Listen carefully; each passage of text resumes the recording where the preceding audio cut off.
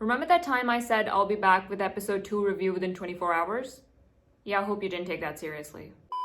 Hey guys, my name is Legend of Vox, welcome to my channel, and I'm finally back with the second episode review of the Legend of Vox Machina. I don't know why I say that in the video, it's literally in the title, that's why you're here. You saw the title, you were like, oh, she's talking about the second episode, let's watch it. But then you open the video and I'm explaining what I'm doing as if you're dumb. But you know, the truth is that I'm just super dumb and I just really like to talk. So that's why I just say all these things. Anyway, so on the last episode, a certain person was like, that's not a review, that's you just nitpicking. And I was like, if I don't nitpick and just compliment the damn show, how the fuck are we going to have a laugh? How the fuck am I going to cringe the F out of you? The damn purpose of this channel is to cringe. Honestly, like, if I just start talking like an educated, intelligent person, which I cannot do, but if I just actually start doing that, then none of us would be laughing. All of us would just be philosophers. I'm actually studying philosophy this year in college, and it's just about the weirdest shit that I've ever studied. And this is coming from someone that has studied a lot of things. I'll save our asses with some fun stuff! Before I met you, I would have found this very upsetting. Or you can just think of it as 2 ice cream scoops with chocolate chips. Also, quick question. Does Scanlan need to sing in order to produce his magic? Or is he just being Scanlan because he's like, okay, I'm about to be eaten by a tiger, but I have to sing in order to save myself because I'm Scanlan? Or does he need to sing in order to produce that magic? Is it a want or is it a need? Also from the comments of episode 1, it has been brought to my attention that that kid who caught my attention is up to no good. Oh, aren't you a tough little tyke? So much so that it literally made you guys sip tea. And when I was watching this intro, I was like, oh my god, it is the same kid. It is so important. They literally put it in the freaking intro. But then I realized that there was a bear right next to the kids. So they're probably Vex and Wax. So I was like, okay, I need to calm down a little bit. I am Lord Percival Frederickstein von Musil-Kolosky de Rollo III, and I require an audience with the Don Marshals My name's Rob, and I require a sandwich. I have never really met a lord in my life, but if I ever do, and he chooses to introduce himself with that amount of confidence, that I'm also gonna be Robert, and I'm gonna require a sandwich, because, like, I think you need a sandwich, because there wasn't enough power in that introduction. Yeah, I'm Lord Percival Frederickstein Derulo Kolovsky fucking whoever. That's not how you introduce yourself, Percival, for God's sakes. Did he say bidet? I'm surprised Grog knows what a bidet is. Because, like, half of the world is not. Oh, and the bear waits. Waits outside, yes, we know. I already told you guys, if Trinket is not a part of this series, I am going to quit. Why the hell have you put a bear in there if it's not going? Every freaking time we enter a city, they're like, the bear stays outside. It's not a violent bear for anything. It is half more sophisticated than you are, you guard, sir. Why do you always, like, just sneak it in? It's just a bear. It usually works. Of course, darling.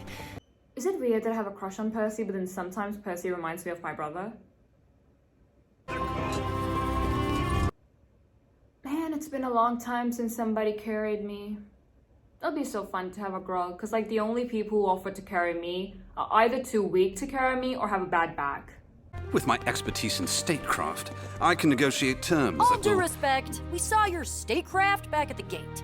Thank you so much, Pike, for saying that, because then I would have had to say it, and then I really do think that insulting him all the time is going to reduce my chances with him, so I'm so thankful that you said it. Now, this reduces your chances with him and increases mine.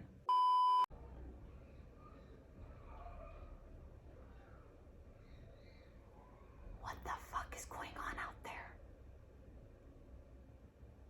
I should go check. You have our sympathies and our hospitality. But not our aid? But that is all. You have weapons, ballista, armies. You're the strongest city in the world. And how the hell do you think we're maintaining that, your statesman highness? A group of hunters for hire. Vasselheim used to be surrounded by legendary beasts and... Scanlan, at this point, is bone deep inside of me. Because I fucking read that as legendary breasts. What? And I literally did a double take. I was like, the city was surrounded by legendary.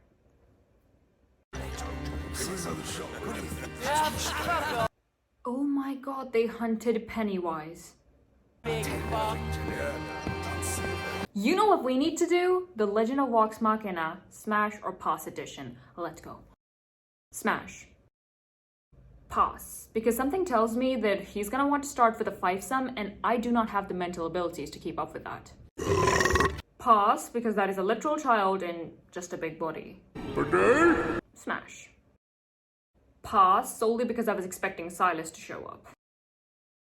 That should not even be a question. Between her and Keyleth, her. Were you kidding? Yes. Yes, already on it. Ooh. He recreated the meme. Ooh.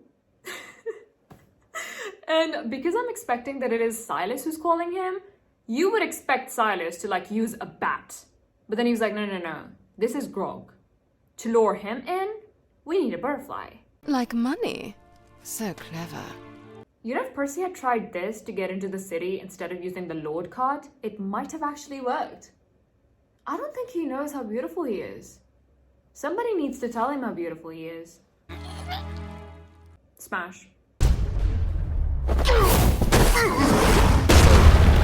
Remember that time I said I want to see development in other characters' stories? Because like season 1 basically revolved around Percy mostly? This is not what I meant. This is a literal ogre or whatever Grog is. This is a literal baby who thinks that the national greeting of this city is bidet. And you are asking him questions that freaking I cannot answer. I don't know who the fuck myself is. Everybody's like, be yourself. And I'm like, I don't know who she is. Where is she? Where do I meet her? Like, I don't know her. Apparently she's inside of me, but like not in a way I would prefer. But Grog doesn't have the answer to the questions you're asking. Why are you torturing the fellow? I mean, physically, I'm pretty sure he likes it if you physically torture him, but like mentally do not do it. I don't think he has a brain to begin with. It's probably peanuts in there. This is one of them trick questions. You want me to say my muscles or my range, but I know it's my heart. That's my real strength. Wrong. Grog, darling, I don't think you even know where your heart is. But like for the most part, where does his strength come from? Honestly, I think the answer was muscles. I'm pretty sure the answer was muscles. I mean, right about the first time the old guy asked, where does your strength lie? Grog should have been like, sir, look at my size. Honestly, do you think an average person can fight me? No. What kind of stupid question is that? And I know just because you're big does not mean that you're strong, but like this man is literally carrying a vampire's sword and they don't sell those. So clearly he won it. So like, I'm confused. Why would he ask Grog, the child, the Grog. I don't know what a Grog is, but whatever it is, it's not. Like humans are stupid, man. And he's questioning Grog such deep questions.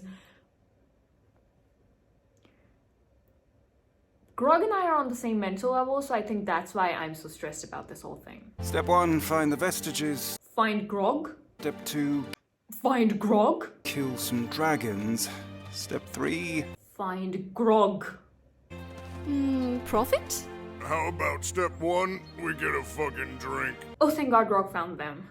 I still cannot believe they actually lost him, because like, rule number 1 of parenting, you never take your eyes off of your kid.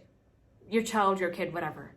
You don't. Because I remember one time I was babysitting my cousin and 1 second I took my eyes off of her and the next second she was eating the treadmill. We don't own a treadmill. I remember her well, because she had one hand. Kinda like me. I am so glad there are no plot holes. Because like I remember in season 1 when we came across Miss One Hand, I was like, deals off, kill that bitch. But she escaped. So I had completely forgotten that she even existed to begin with, but the showmakers remember her, which they should because they are the showmakers, and they are gonna bring her back for season 2, so excellent writing. Also, I just found out that there's going to be season 3 as well. I love you. I don't think you realize that. I love you. I've learned from my mistakes. Ripley. Making these reviews is so freaking easy because normally when I'm making reviews, my blood is boiling, literally boiling, because I love my mental health as someone who has had shitty mental health for most of our life. Now that I'm finally stable, I'm like, whatever gets me mad, I'm gonna stay far, far away from it. So I stop watching a lot of TV shows when they just start increasing my blood pressure. And when I make reviews on them, I am just screaming and just cursing and just, I'm so fucking mad. I'm like, if I could, I would murder you. But then Vox Machina comes in, it's so lighthearted and it's so perfect and there are no plot holes. They even remember Miss One Hand and you cannot get better than that. The biggest freaking problem I have with every TV show is that if you cannot handle something, do not put it in the storyline. Don't. So the fact that they're putting in all these characters and then they're continuing with it, and the fact that there's going to be a season 3 just makes me so, so happy. And yeah, let's do the outro. So that was it for this video. Really hope you guys enjoyed, and if you did, give me a like. Also comment below and let me know, who do you ship Keyleth with? I think we're gonna do that from now on. It's gonna be tradition. On every video, I'm gonna ask you, who do you ship with who? Let me know who you ship with Keyleth. And yeah, like, subscribe, comment, let me know your thoughts, and also follow me on my Instagram and Twitter. They're both at @OnlyFox. And yeah, I'm the only OnlyFox in this world. And how do you like my dad's shirt? I'm wearing my dad's shirt today. I put a pin on it. Have to remember to take it off, otherwise his wife is gonna think, where did that pin come from? And he's gonna think, where did that pin come from? And what the fuck? So yeah, bye! It's when we leave and all the